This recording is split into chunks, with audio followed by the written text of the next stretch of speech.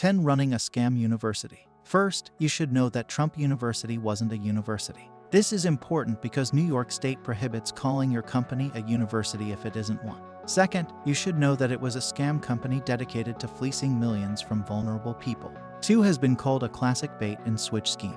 All the classes were geared toward making students sign up for expensive seminars where they would learn Trump's personal techniques. Once there, the entire seminar involved pressuring them to sign up for a $35,000 mentorship program. Those who joined the program reportedly learned nothing beyond generic techniques and never once personally met Trump. In fact, 2 so badly misrepresented itself that the New York Attorney General's office is now taking the candidate to court. 9 Running a Scam Charity. The Donald J. Trump Foundation is an unusual charity. The money it raises doesn't always go to good causes. Trump has previously used its funds to treat himself to insane gifts. In one case, Trump used $20,000 of the foundation's cash to buy a painting of himself that was 2 meters high. There is literally no definition of the word charity. That includes buying paintings of Donald Trump for Donald Trump. This would be one thing if the charity used Trump's own money. It doesn't. The foundation is funded entirely by other philanthropists. Unusually for a foundation, its founder hasn't given since 2008.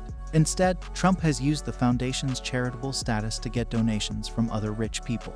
Then he gives these donations away to second charities, making himself look philanthropic. He even won an award for giving $150,000 to a police association, despite every cent originally coming from the Evans Foundation. 8 Terrorizing Tenants. In 1981, Trump purchased a building off Central Park hoping to demolish it and turn it into condos. The residents living there refused to move. Trump responded by acting like the landlord from hell. For 5 years, Trump cut off heat and hot water, even during freezing New York winters. He refused to fix leaks. He allowed a rat infestation to take hold. He told the building manager to spy on tenants. He allowed a construction team to start work at 7 a.m. every day directly above an apartment where an old woman lay dying of cancer. When she complained, he did nothing. Things got really bizarre when Trump decided he would house homeless people in the building. Residents said it was a ploy to drive them out. The whole thing wound up in court, and Trump eventually backed down. He now denies the incidents ever took place. 7 Knowingly employing illegal immigrants. One of Trump's signature policies is to deport illegal immigrants. Yet, in the 1980s, Trump knowingly employed undocumented Polish workers to help build Trump Tower. Trump denies this, but several witnesses from the incident, including an FBI informant, have testified under oath that Trump knew he was employing illegal immigrants. They claim that he made them work 7 days a week without safety gear in a dangerous environment, and repeatedly refused to pay even the measly $5 an hour he was offering. Trump went to great lengths to make his workers' lives hell. At one point, he threatened to report them to the Immigration and Naturalization Service and have them deported if they complained. Many were made to sleep at the construction site. Things only improved when the Poles threatened to sue for part ownership of the building. 6 Using campaign contributions to buy his own book. Many ordinary people have contributed to Donald Trump's campaign. Most of them probably expected their money to go toward defeating Hillary in November. Very few of them likely expected Trump to use their money to buy $55,000 worth of his own book. To be fair, some high-profile writers have been known to bulk buy 500 copies of their latest work.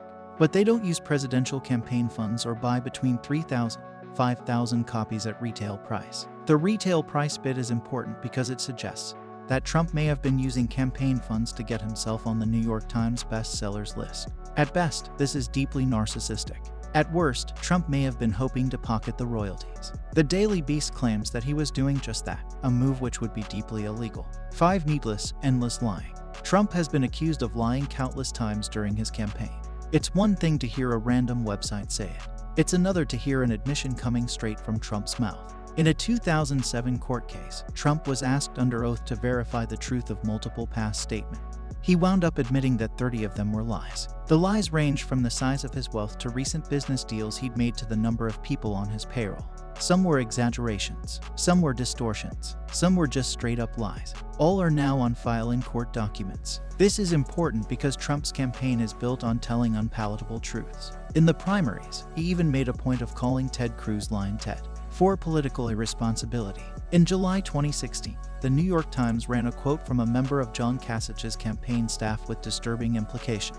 They claimed that Trump's long-term political plan is essentially to hand the office of president over to his vice president after the election. The staffer claimed that Kasich had been offered the role of vice president by Trump. Trump's campaign asked if Kasich would like to be the most powerful vice president in history. He'd take over domestic and foreign policy. Meanwhile, President Trump's role would simply be making America great again. In other words, Kasich would have been president, with Trump acting as a self-glorifying figurehead. If true, this is hugely irresponsible. It suggests that Trump wants to win and then just step aside. Aside from being unprecedented, it would also amount to lying to the electorate and using something as serious as a presidential election for nothing more than trivial gains. For over 40 years, Trump has been dogged by accusations of racism. In 1973, Trump and his father were sued by the Department of Justice for refusing to rent to blacks. Although Trump never admitted wrongdoing, he was forced to sign an agreement that he wouldn't discriminate against blacks in the future. In the 1980s, 2 Trump casinos were accused of forcing black people off the floor when high rollers were playing. One casino was found guilty and fined. In 1991, a book claimed that Trump said laziness was a trait in blacks. The accusations go on. In 1989, Trump took out a full-page ad in NYC, calling for the execution of 4 black teenagers suspected of raping a white woman in Central Park. All 4 were later found innocent. 2 Belief in conspiracy theories. Photo credit, The Daily Beast. A basic qualification for president is the ability to distinguish between serious, real-world matters and paranoid internet conspiracy theories. Donald Trump fails to reach this standard.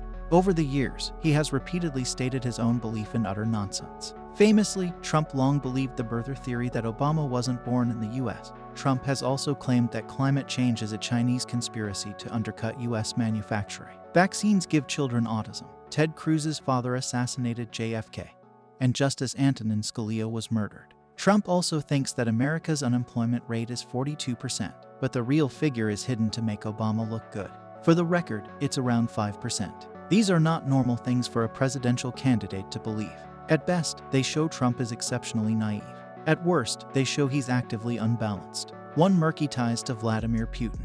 Trump has praised Russian strongman Vladimir Putin as a strong leader, insinuated that Obama should be more like him, and called on the Kremlin to hack Hillary's emails. When Trump was delivering his most pro-Putin soundbites, his campaign manager was Paul Manafort, someone who took enormous sums of money from Russia-backed regimes. Manafort was later dropped by Trump, but the links don't stop there. Time documented many murky connections between Trump's businesses and Russian interests linked to the Kremlin.